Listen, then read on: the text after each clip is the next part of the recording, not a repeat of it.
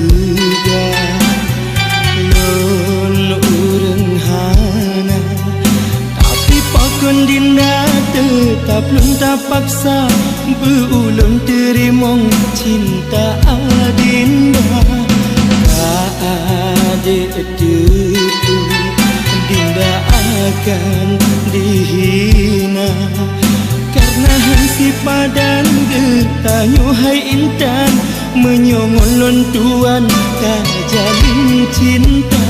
Han sanggup ulun han sanggup bau ulun ujung cobaan lun tampung hinaan keluarga ngonrakan dinda.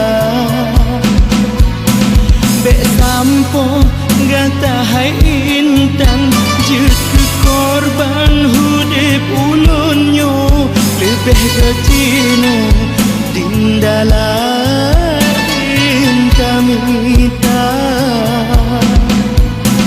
lebih gede ulun surut sagai han patut ulun kegata han sanggup lun sayang udip lam laut imata.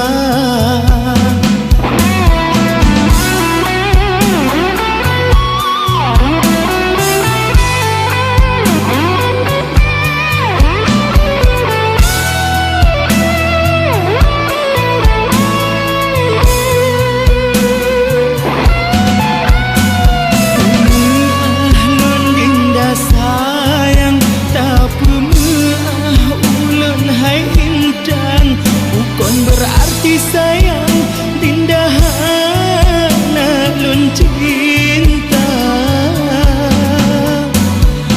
nasib dikandung badan hudip kasihlah menderita.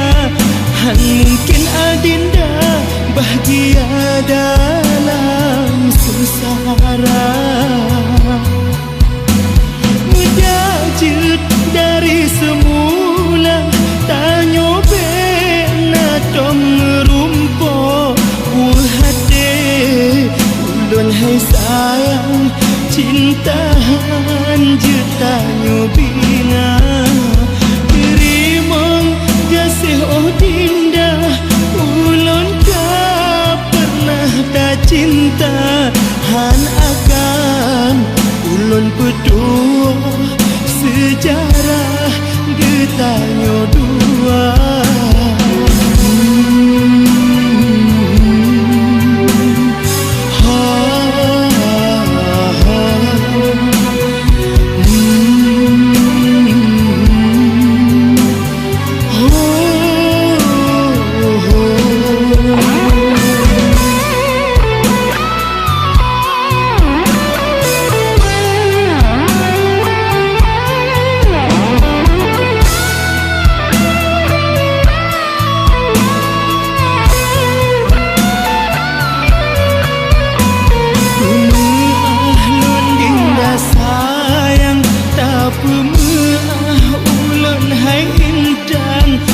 Berarti sayang dinda hana lun cinta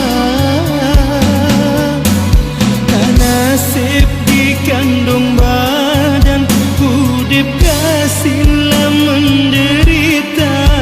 Han mungkin adinda bahagia dalam sengsara mujajud dari semula tanyo